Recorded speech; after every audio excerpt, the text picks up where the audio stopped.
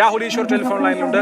രാഹുൽ ഈശ്വർ, മുകേഷിനെ രാജിവെപ്പിക്കേണ്ടതില്ല എന്ന് CPM തീരുമാനിക്കുമോ? നേരത്തെ ഇതേ സമീപനം കോൺഗ്രസും അവരുടെ MLA-മാരുടെ കാര്യത്തിൽ തീരുമാനിച്ചിട്ടുണ്ട്. സ്ത്രീകൾക്കെതിരായ കുറ്റകൃത്യങ്ങൾ നടത്തുന്ന ആളുകൾക്കൊക്കെ ഒരു ഇമ്മ്യൂണിറ്റി ഉണ്ട് രാഷ്ട്രീയ പാർട്ടികളിൽ, രാഷ്ട്രീയ സംവിധാനങ്ങളിൽ എന്ന് പൊതുസമൂഹത്തിന് ഒരിക്കൽ കൂടി ബോധ്യം വരുന്ന നിമിഷമാണോ ഇത്? അങ്ങനെയല്ല, നേരെ തിരിച്ചാണ്. കുറ്റാരോപിതരും കുറ്റക്കാരും രണ്ടാണ് എന്ന തിരിച്ചറിവ് പൊതുസമൂഹത്തിന് വരണം. കുറ്റാരോപിതർ വേറെ, കുറ്റക്കാർ വേറെ. CPM എടുത്ത നിലപാട് വളരെ സ്വാഗതാർഹമാണ്. ബഹുമാനപ്പെട്ട മുഖ്യമന്ത്രി ശ്രീ പിണറായി വിജയനെ അതിന് അഭിനന്ദിക്കുന്നു. കാരണം അദ്ദേഹം കുറ്റക്കാരനാണെന്ന് കോടതി പ്രഥമ ദൃഷ്ടിയായെങ്കിലും അദ്ദേഹം രാജിവെക്കണം. അതിന് ആർക്കും സംശയം കാണില്ല, CPM-നും സംശയം കാണില്ല. പക്ഷേ കുറ്റാരോപിതർ വേറെ, കുറ്റക്കാർ വേറെ. ശ്രീ മുകേഷ് തന്റെ പക്കലുള്ള തെളിവുകൾ എന്തെങ്കിലും മുഖ്യമന്ത്രി അടക്കം കാണിച്ചു കാണുമല്ലോ, അദ്ദേഹത്തിന്റെ ഭാഗം അവിടെ അവതരിപ്പിച്ചു കാണുമല്ലോ. അപ്പോ നമ്മുടെ സ്റ്റേറ്റിന്റെ മുഖ്യമന്ത്രിക്കടക്കം അത് കൺവിൻസ്ഡ് ആയെങ്കിൽ നമ്മൾ അതിനെ ബഹുമാനിക്കണ്ടേ? ശ്രീ മുകേഷ് എന്റെ എതിർ പാർട്ടി അല്ലെങ്കിൽ ഞാൻ വിശ്വസിക്കുന്ന പ്രത്യയശാസ്ത്രത്തിന് നേരെ എതിരാണ് നിൽക്കുന്നത്. പക്ഷേ CPM എടുക്കുന്നത് നല്ല സ്റ്റാൻഡാണ്. ഇതൊരു കീഴ്വഴക്കമായി മാറണം.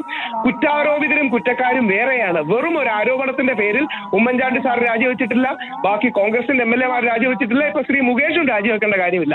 അതുകൊണ്ട് വളരെ ബോൾഡ് ആയ ഒരു തീരുമാനമാണ്. ആ തീരുമാനത്തെ നമ്മൾ എത്ര അഭിനന്ദിച്ചാലും മതിയാവില്ല. മുൻകാലങ്ങളിൽ രാജിവെച്ചിട്ടില്ല, MLA സ്ഥാനം രാജിവെച്ചിട്ടില്ല എന്നുള്ളത് ശരിയാണ്. പക്ഷേ ഇതൊരു പുതിയ കാലഘട്ടത്തിന്റെ നാന്ദിയാവുകയാണ്. വലിയ വെളിപ്പെടുത്തലുകൾ വരുന്നു, അത് കൊടുങ്കാറ്റായി ആഞ്ഞടിക്കുന്നു.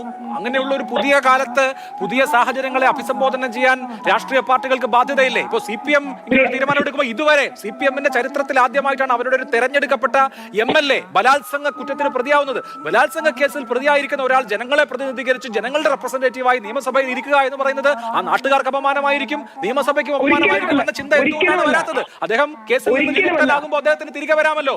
അതിനിടയിലാണ് ഉപതെരഞ്ഞെടുപ്പിൽ വീണ്ടും മത്സരിച്ച് ജനങ്ങളോട് എന്നെ വേട്ടയാടി എന്ന് പറഞ്ഞ് വീണ്ടും ജനങ്ങളെ കാണാമല്ലോ.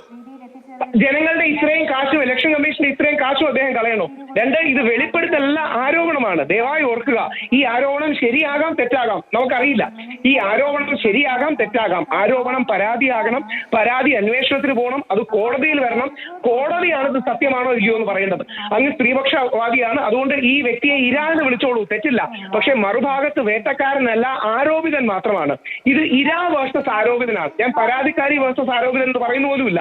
സ്ത്രീപക്ഷം കൂടി കണക്കിലെടുത്ത് ഇര വേഴ്സസ് ആരോപിതനാണ്. അപ്പോ ആ മര്യാദയെങ്കിലും നമ്മൾ കാണിക്കണം. എല്ലാ ആരോപണങ്ങളും വെളിപ്പെടുത്തലുകളല്ല. ഒന്നുകൂടെ, എല്ലാ ആരോപണങ്ങളും വെളിപ്പെടുത്തലുകളല്ല. എത്രയോ വ്യാജ ആരോപണങ്ങൾ നമ്മൾ കണ്ടിരിക്കുന്നു. അതുകൊണ്ട് CPM എടുത്തത് ബോൾഡ് ആയ ഒരു പൊളിറ്റിക്കൽ സ്റ്റാൻഡാണ്. ആ സ്റ്റാൻഡിനെ ബഹുമാനിക്കണം നമ്മൾ. ആരോപണങ്ങളെ എല്ലാം വെളിപ്പെടുത്തലുകളായി കണ്ട് എല്ലാവരും കുറ്റക്കാരനാണെന്ന് പറയുന്നതിന്റെ ഒരു സ്ഥലമാണ് ഉണ്ടാകുന്നത്. അങ്ങനെയല്ല, ഒരുപാട് ആരോപണങ്ങൾ ഒരുപാട് പേർക്കെതിരെ ഒരുപാട് കാലഘട്ടത്തിൽ വന്നിട്ടുണ്ട്.